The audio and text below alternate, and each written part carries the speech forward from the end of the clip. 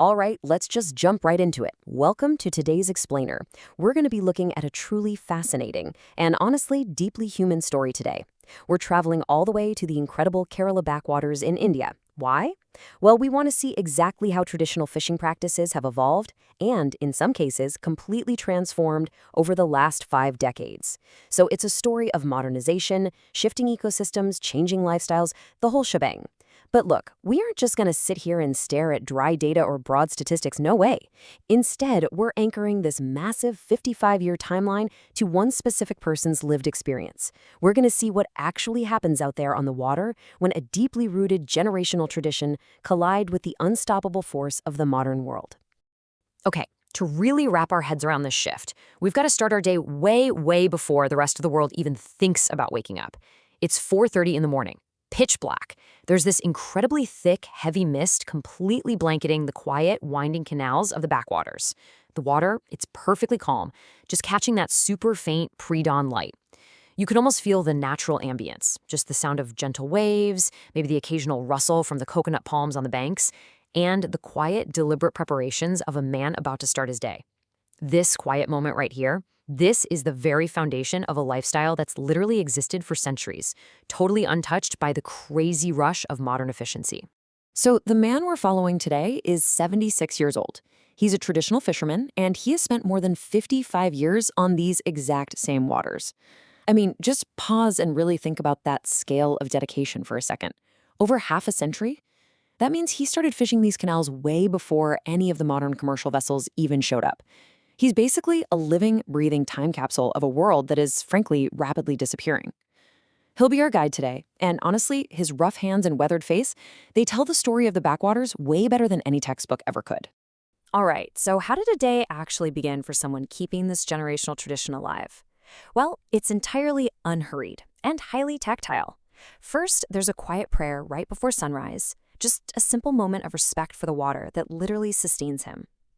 Next up, he carefully repairs his traditional fishing nets. And these aren't your typical store-bought, mass-produced nets, right?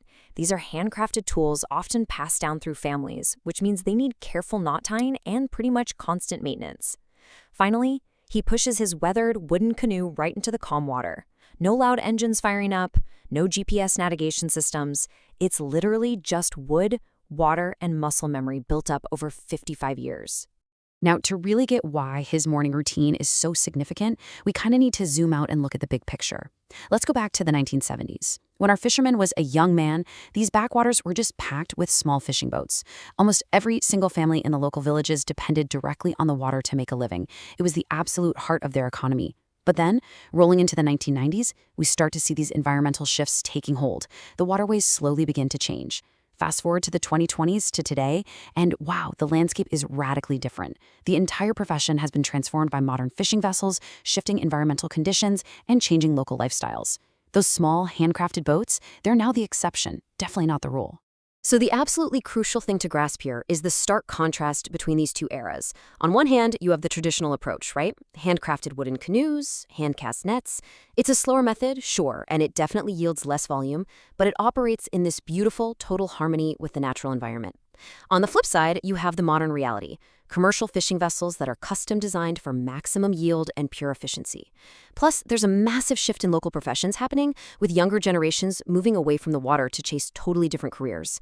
And look, we're not here to say one is inherently better than the other. I mean, modernization obviously brings incredible efficiency and new opportunities, but it's super important to clearly see what exactly is being replaced as this whole industry evolves.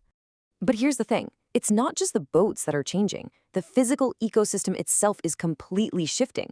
Our 76-year-old fisherman isn't just out there navigating water. He's navigating a constantly evolving world.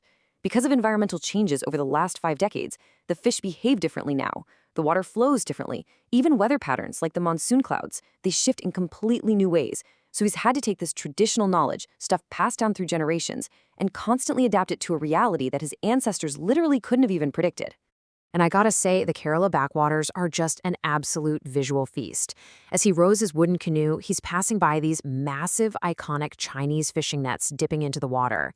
The canals themselves are lined with these super lush coconut groves. In the early morning light, you can actually hear the sounds of village churches and temples echoing right across the water.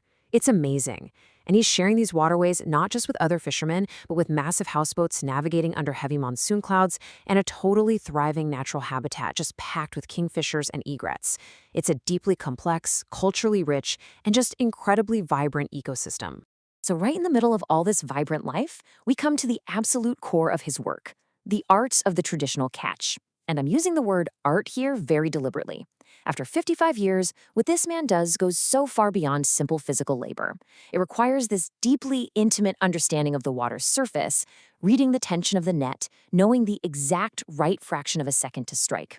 It is a really grueling physical task for a guy in his mid-70s, but he executes it with this fluid grace that, honestly, only half a century of practice can forge. The entire rhythm of his day is essentially built on four main pillars. First, there's the slow, methodical rowing through those winding backwater canals. Second is the explosive, highly practiced movement of casting those traditional nets entirely by hand. Third, and this is a big one, is the profound patience required to literally just sit on the water and wait for the day's catch, which, let's be honest, is completely at odds with our modern instant gratification world, right? And finally, rowing back to a colorful, bustling village fish market. This is the momentum of his life. It's a cycle he's repeated thousands and thousands of times over the decades. And what all of this really highlights is that our fisherman doesn't just exist in a vacuum. His work is deeply, deeply interconnected with the broader village lifestyle. When he returns with his catch, you see children waving from the riverbanks. You see women at the harbor expertly sorting the fresh fish for the local market. You see fishermen working collaboratively, sharing both the heavy labor and the rewards. So, the modernization of fishing vessels doesn't just swap out the boats. It actually alters this entire social fabric. When the fishing methods change, the village dynamics change right along with them. Now, as the day finally winds down, the scene shifts again. Sunset on the backwaters. You get these beautiful golden reflections on the water, totally contrasting with the quietness of the evening. We see our fisherman pulling his empty, weathered wooden boat onto the shore. The day's labor is officially done.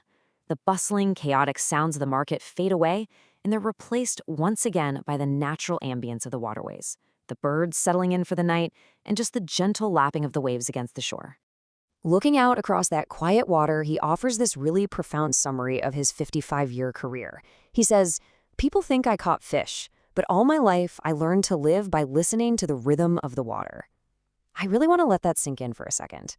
That right there is the true difference between a job and a lifelong calling. He wasn't just extracting resources from the backwaters, he was a full participant in its natural rhythm. His knowledge isn't just about catching fish, it's about this deep, intuitive connection to the earth that, sadly, modern technology often just bypasses entirely. So, we've seen how the Kerala backwaters have transformed over the last 55 years, right? Prioritizing scale and commercial efficiency over traditional, handcrafted methods. But here's the thing, this isn't just a localized story about fishing in India. It's actually a mirror for all of us. As modern efficiency replaces traditional rhythms in literally every industry around the globe, what rhythms are we losing in our own lives? What kind of quiet patience or deep connections to our environment are we trading away just for the sake of speed? It's definitely something to seriously think about as you go through your own daily routines. Thanks so much for joining me on this explainer today, and I'll catch you next time.